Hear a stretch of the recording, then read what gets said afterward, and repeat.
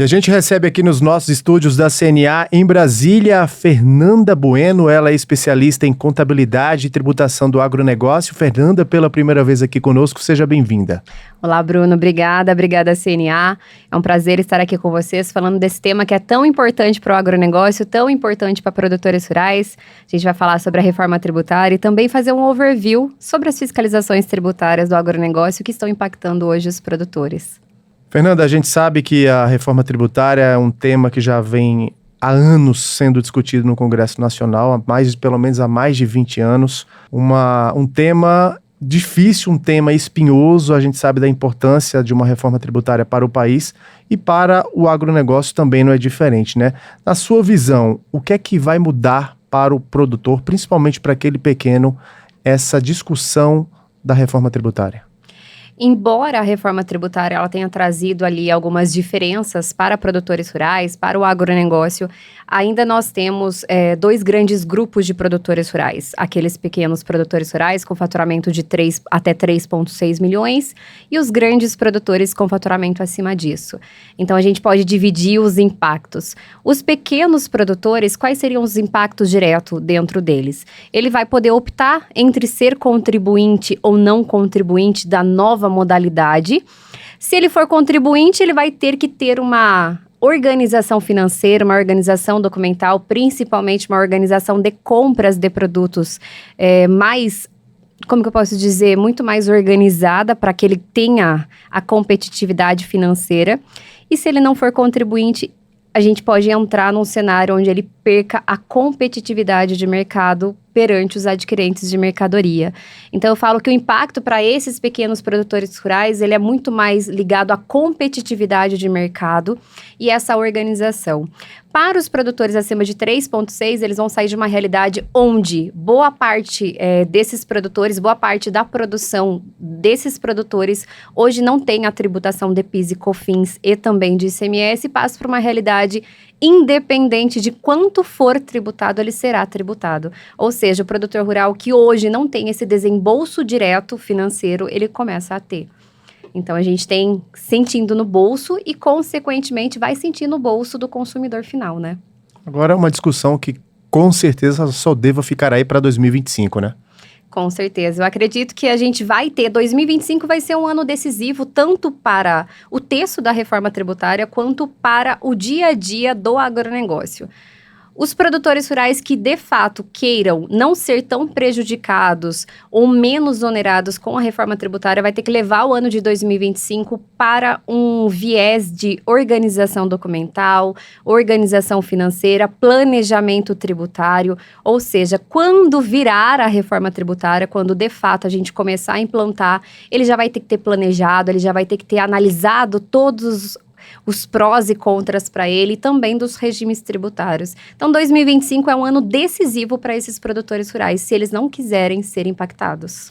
Atualmente, Fernando, o agronegócio ele opera com uma tributação média de 4%. Caso esse percentual suba aí para 10% ou até mais, o que é que pode acontecer com o setor, com o produtor rural?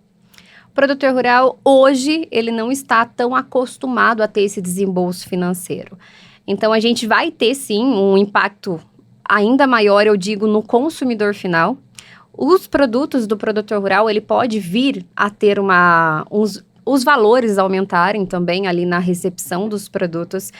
Para que ele não seja tão impactado com esse desembolso financeiro, a gente vai ter que ter uma inteligência de compras muito maior. A gente vai entrar para um sistema de IVA, né, onde ele vai ter que analisar as suas compras e as suas vendas.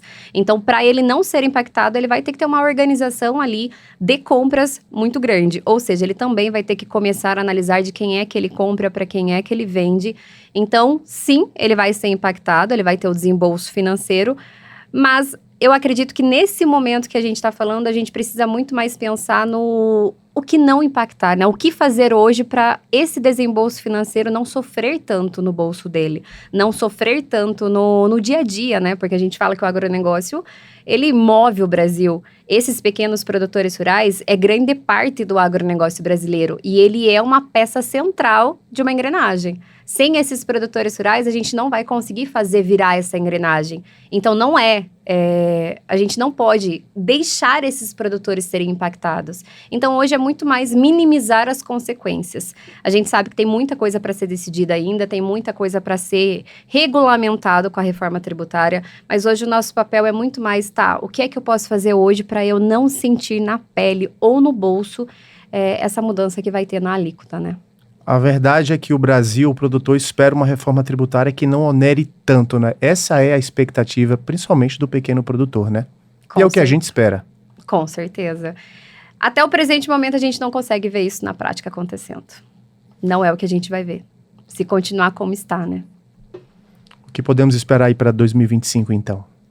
A gente pode esperar um ano onde a gente precisa focar na organização do pequeno produtor rural, principalmente a conscientização. A gente que trabalha diretamente com essa conscientização, com a comunicação, a gente precisa mostrar para o produtor rural o quanto isso impactará no dia a dia dele. O que acontece? 2025 é um ano decisivo para todos os produtores, independente se ele for pequeno, médio ou grande produtor rural, é um ano decisivo. É um ano onde ele precisa olhar os seus números muito mais de perto. A reforma tributária que está em questão, ela ainda está analisando PIS, COFINS e ICMS. Produtor rural, pessoa física, que hoje nós temos mais de 85% dos produtores brasileiros como pessoa física, ele não é contribuinte de PIS e COFINS, é apenas contribuinte de ICMS, porém boa parte da cadeia possui isenções, diferimentos, reduções de base de cálculo, ou seja, não tem o desembolso do ICMS, para a gente passar para uma realidade onde ele será tributado. Então, para que ele não seja, ele não sofra tanto no bolso, a gente precisa arrumar essa documentação antes, arrumar essa gestão financeira e conscientizar. Mostrar que mesmo que ele entre nesse perfil, né, no perfil de ser contribuinte, ele vai fazer isso de uma maneira muito mais inteligente. Eu falo que a inteligência tributária é o que vai mandar 2025. E para a gente fechar, as fiscalizações tributárias por parte da Receita Federal têm sido aí uma pedra no sapato do produtor. O que é que está acontecendo, Fernanda? O que acontece? Em 2019, nós tivemos um projeto piloto da Receita Federal lá no norte do Rio Grande do Sul, onde decidiu analisar imposto de renda de produtores rurais. Naquele primeiro momento, foram 4.000 contribuintes analisados e esses 4.000 contribuintes foram encontrados irregularidades. De lá para cá, as fiscalizações abrangeram todo o Rio Grande do Sul, Paraná, Santa Catarina, Minas Gerais e também o estado de São Paulo. A partir do ano passado, em setembro de 2023, a ação de conformidade tributária nacional passou a ser nacionalmente, né, para o Brasil inteiro. Isso começou a analisar muito mais imposto de renda de produtores rurais. Hoje a gente vê muitos produtores de Mato Grosso, Espírito Santo, Paraíba, Goiás, recebendo cartinhas da Receita Federal para autorregularização. Qual que é o foco da Receita Federal? A autorregularização do produtor rural. Nós entendemos que o produtor rural, ele ainda tem um distanciamento, ele não tem uma relação tão próxima dos contadores e falta muita conscientização para esses produtores rurais. Quando a gente fala de fiscalização, isso a própria Receita Federal entende, quando aquele produtor rural foi encontrado irregularidade na fazenda dele, não é porque ele quis sonegar, não é porque ele quis errar, ele quis onerar o fisco. Muitas das vezes ele nem sabe que aquilo que ele fez ali dentro do imposto de renda dele poderia prejudicar ou poderia trazer risco para a vida tributária dele. Então, quando a gente fala das ações de fiscalização, a Receita, até o presente momento, ela quer que o produtor se autorregularize. Ela quer que aquilo que está escrito dentro da legislação, ele traga para a realidade dele. Ele execute aquilo da maneira correta. A gente fala que tem muito produtor rural que ele está assustado com as ações, mas por quê? Porque ele não tem esse amparo. Então, nosso foco é o quê? Conscientizar o produtor rural, que pode ser mais simples do que ele imagina, porém, ele precisa se regularizar. O foco é, recebeu a cartinha, se regularize.